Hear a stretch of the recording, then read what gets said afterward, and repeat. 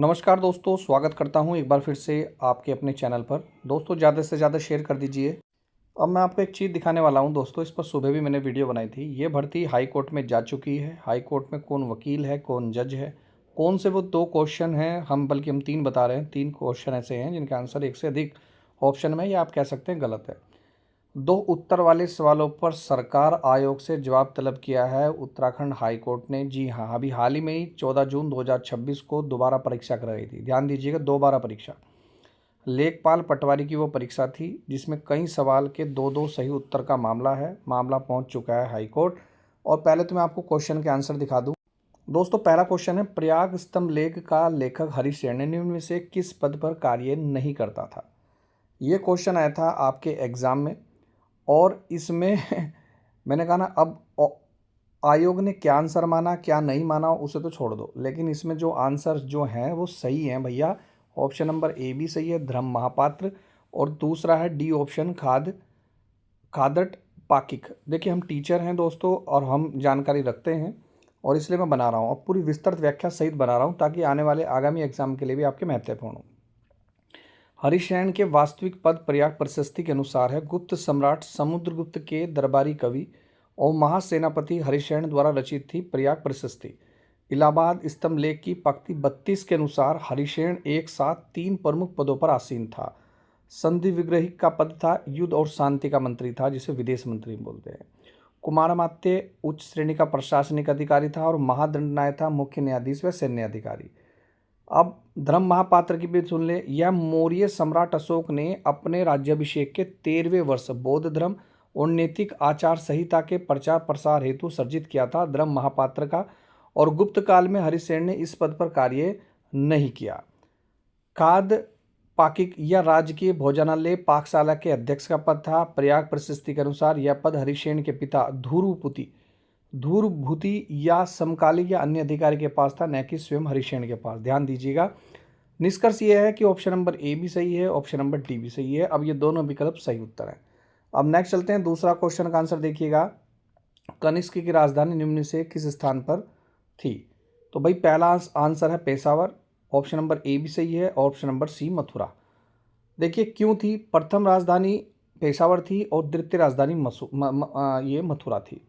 पेशावर यानी कि पुरुषपुर मुख्य प्रथम राजधानी थी। कुषाण वंश के सबसे प्रतापी शासक कहे जाते हैं कनिष्क।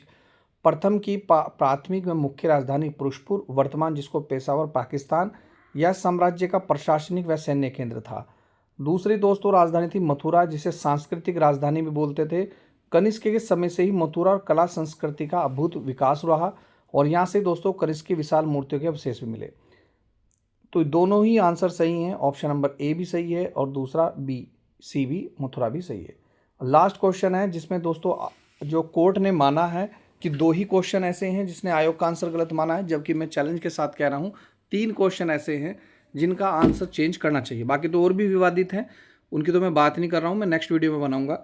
कुल मिलाकर दोस्तों अगर मैं अपना बुद्धि विवेक बताऊँ, अपना विवेक बताऊँ, अपनी इच्छा बताऊँ, तो भाई आयोग गलत करता है। ये सब नहीं करना चाहिए आयोग को।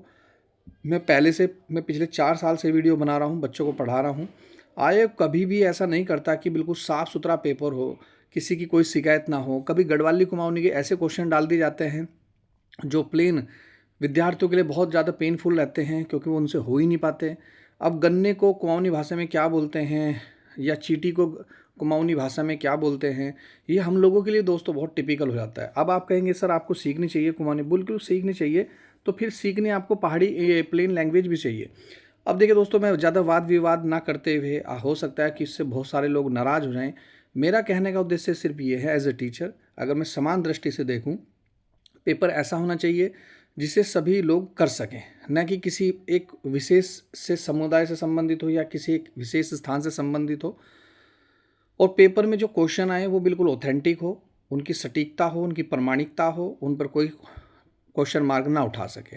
अब बात देखो दोस्तों, पहले पेपर हुआ, फिर वो रद्द हुआ, फिर दोबारा पेपर हुआ, फिर ये कोर्ट चला गया।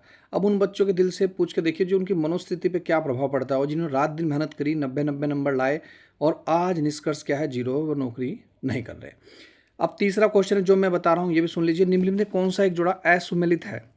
अब ये ऑप्शन नंबर ए भी सही है, ऑप्शन नंबर बी भी सही है, ऑप्शन नंबर डी भी सही है। कैसे सर जी? भोलादत्त देवरानी मलिथा की कुल स्पष्ट असुमिलित है। प्रसिद्ध गढ़वाली ऐतिहासिक नाटक गीत नाट्य मलिथा की कुल के वास्तविक रचयिता है जीत सिंह नेगी। भोलादत्त देवरानी इसके लेखक नहीं है, एक जोड़ा पूरी तरह असुमिलित है। सुदर्शन शाह यानी कि गोरखवाणी असम्मिलित विवादास्पद है कहीं ना कहीं। महाराजा सुदर्शन शाह ने सूरत कवि की प्रसिद्ध रचना सभासार 7 खंडों में है।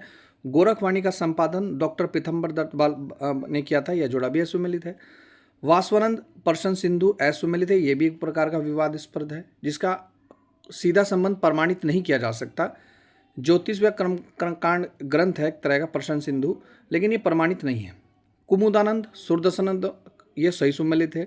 टीडी नरेश सुदर्शन शाह के काल में ही कुमुदानंद बहुगुणा ने सुदर्शनोदय काव्य की रचना की थी। अब निष्कर्ष ये है मुख्य रूप से असुमिलित युग में है, इसमें ए बी और ए भी सही असुमिलित जोड़े हैं।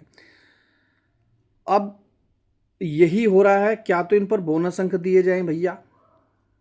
अब देखिए दोस्तों मामला क्या है पूरा सुन लीजिए। कई प्रश्नों के देखिए स्क्रीन पर, कई प्रश्नों के 2 सही उत्तर होने के मामले में राज्य अधीनस्थ सेवा चयन आयोग और राज्य सरकार से 4 सप्ताह के भीतर मिलकर 1 महीने का समय दिया। मामले की अगली सुनवाई 4 सप्ताह के बाद होगी। मामले की सुनवाई न्यायमूर्ति जो हैं जी पंकज पुरोहित जी एकल पीठ में ही कोर्ट ने मौखिक टिप्पणी करते कहा है कि आयोग ऐसे प्रश्न क्यों पूछता है। वही मैं कह रहा हूँ, एज ए टीचर बोल रहा हूँ, जिनके 2 उत्तर हो सकते हैं। प्रश्न तैयार करने से पहले आयोग ने विशेषज्ञों की राय क्यों नहीं ली। कोर्ट ने अपने आदेश में साफ कहा है कि भर्ती से जुड़ी आगे की पूरी चयन प्रक्रिया याचिका के अंतिम निर्णय के अधीन रहेगी, और यानी कि आयोग करवा सकता है जो भी उसको कराना होगा, डॉक्यूमेंट वेरिफिकेशन, फिजिकल जो भी होगा, लेकिन निर्णय जो होगा, अंतिम निर्णय होगा, वो तो भैया कोर्ट के अधीन होगा।